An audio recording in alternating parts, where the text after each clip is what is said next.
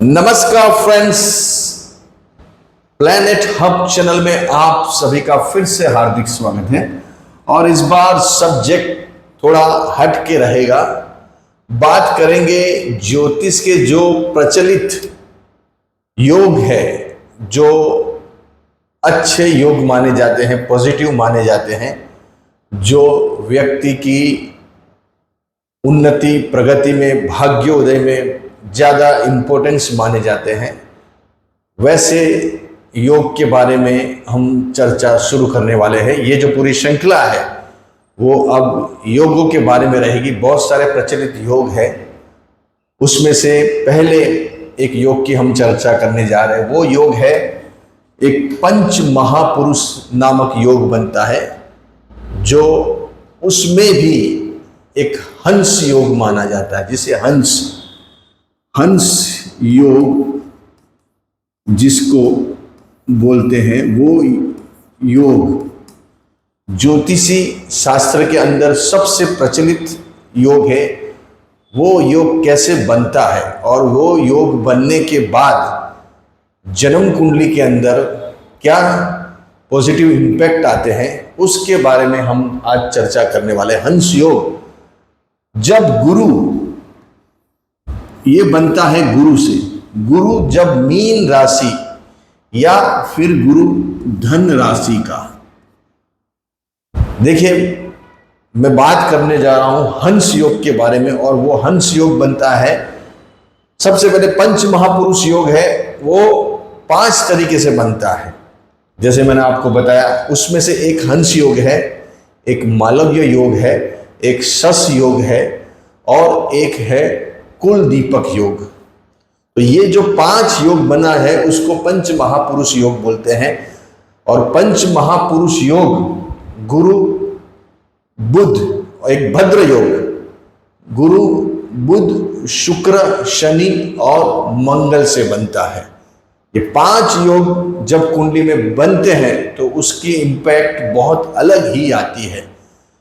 ये पंच महापुरुष योग में से ये जो हंस नामक योग है, पहला फर्स्ट, उसकी हम बात कर रहे हैं। जब भी केंद्र के अंदर गुरु मीन राशि या धन राशि में विराजमान हो, देखिए दोस्तों, ये हाउस होता है केंद्र 1, 4, 7 और 10, इसको केंद्र का दर्जा दिया गया है, सेंटर जिसको बोलते हैं। और 2 दूसरे इससे वितरित हाउस है, और वो है एक पंचम हाउस और एक भाग्य स्थान, उसको त्रिकोण स्थान बोलते हैं।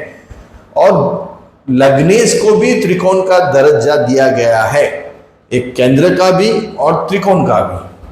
तो यहां जब केंद्र में गुरु मीन राशि या धन राशि के हो, देखिए यहां गुरु मीन राशि के बैठे हैं और यहां गुरु धन राशि के हैं। वैसे ही समझो ये मीन लग्न है और धनु लग्न की कुंडली हो, और उसमें यहां गुरु बैठा है फर्स्ट हाउस में और 4th हाउस में गुरु। ये 2 पोजीशन में जब गुरु बैठते हैं तो उसको हंस योग बोलते हैं। वापस रिपीट करता हूं, जब मीन लग्न या धन लग्न की कुंडली हो, आपकी लगन कुंडली को ज्यादा मायने रखे जाएगा राशि कुंडली से भी। यहां मेन लगन कुंडली की बात हो रही है।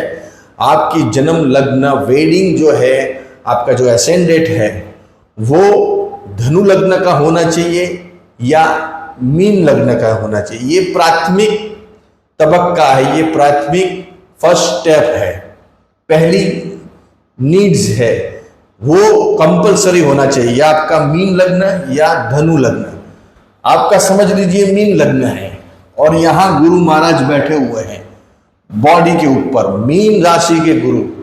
और या फिर आपका मीन लग्न है और आपका गुरु धन राशि में बैठा है केंद्र के अंदर, और या फिर आपका धनु लग्न है और बॉडी पे गुरु धन राशि का बैठा है, और यहां गुरु 4th हाउस में मीन राशि के होंगे, तो ये पंच महापुरुष नामक योग में से हंस योग का एक निर्माण होता है।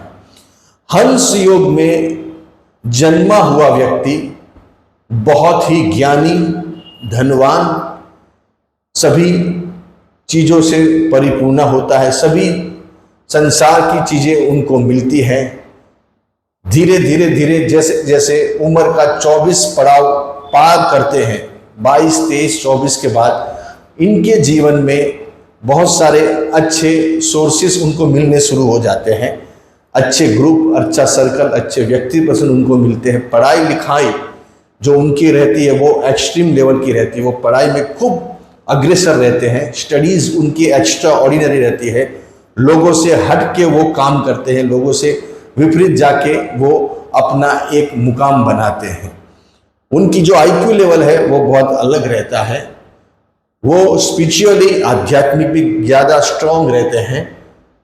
ज्ञानी होने से उनको अनाप शनाप चीज़ों से वो दूर रहते हैं, मतलब फालतू की जो चीज़ें रहती है उनमें वो ध्यान नहीं देते हैं। ऐसा हंस योग लेके आया हुआ व्यक्ति धनवान बनता है, गुणवान बनता है, संस्कारी बनता है, ज्ञानी बनता है, लोगों को साथ में लेके चलने वाला होता है। बड़े बड़े पॉलिटिशियंस की कुंडली में ऐसे मीन राशि का गुरु या फिर धन राशि का गुरु केंद्र के अंदर, सेंटर के अंदर पाया गया है। बड़े बड़े फिल्म स्टार, बड़े बड़े फाइनेंसर, उनकी कुंडली में जो प्रोड्यूसर रहते हैं बॉलीवुड, मॉलीवुड, टॉलीवुड जगत के, उनकी कुंडली में भी गुरु मीन राशि का, धन राशि का पाया गया है। जो बालाजी टेलीफिल्म से जुड़े हुए एकता कपूर जी है, उनका गुरु मीन राशि का पाया गया है, जो प्रोड्यूसर है। धन राशि का गुरु जो है वो बिजनेसमैन, बड़े फाइनेंस लेवल पे जो काम करते हैं, जो फाइनेंस मिनिस्ट्री में काम करते हैं, जो फाइनेंस लेवल पे काम करते हैं, उनका गुरु धन राशि का या मीन राशि का पाया गया और वो भी केंद्र के अंदर। तो ऐसे व्यक्ति पर्सन धीरे धीरे धीरे उम्र के 30-32 के पड़ाव के बाद अपनी एक अच्छी रेंज बनाते हैं। इकोनॉमिक बहुत पावरफुल रहते हैं ये लोग, और ज़्यादातर संस्कारी, ज्ञानी और गुणी होने से वो लोगों की मदद करना चाहते हैं, दानी रहते हैं, धनवान रहते हैं। और पुत्र पुत्रादि जो उनकी संतानें होती है वो नामांकित होती है। उनकी संतानें आगे चल के बहुत बड़े, उनसे भी आगे चल के जीवन में एक मुकाम तय करते हैं, प्रसिद्धि पाते हैं, ख्याति पाते हैं। ऐसा गुरु बहुत ही भाग्यशाली व्यक्ति की कुंडली के अंदर पाया जाता है। जो बड़े बड़े, जैसे मैंने बोले, प्रोड्यूसर्स, फाइनेंसर है, जो बैंक के अंदर काम करते हैं, रिजर्व बैंक के अंदर जो काम करते हैं, आरबीआई के अंदर, आपने नाम सुना है रिजर्व बैंक ऑफ इंडिया, बहुत सारे बैंकीज रहते हैं हर एक देश के अंदर, जो बड़े लेवल पे जो काम करते हैं बैंक के अंदर, उनका भी गुरु धन राशि का, मीन राशि का पाया गया है। तो ऐसे हंस योग में पैदा हुआ व्यक्ति, जन्मा हुआ व्यक्ति बहुत धनी और बहुत उदार दिल के रहते हैं। उनका जो जीवन रहता है वो लोगों से हट के रहता है, परोपकारी रहते हैं, सेवा वृत्ति उनकी ज़्यादा रहती है। बड़े बड़े जो ट्रस्ट है, बड़े बड़े जो एनजीओ चलाते हैं, उनकी कुंडली में भी गुरु मीन या धन राशि का केंद्र के अंदर सेंटर में 1, 4, 7 और 10, लेकिन यहाँ main first house, 10th house और 4th हाउस, इसमें ज्यादा फल देगा। 7वें स्थान में कन्या लग्न हो जाता है, वहां बाजक हो जाता है गुरु, इतना फल वहां नहीं देगा। लेकिन ये जो 3 हाउस है, 1, 4th और 10th, उसमें गुरु धन या मीन राशि का अति उत्तम पाया गया है।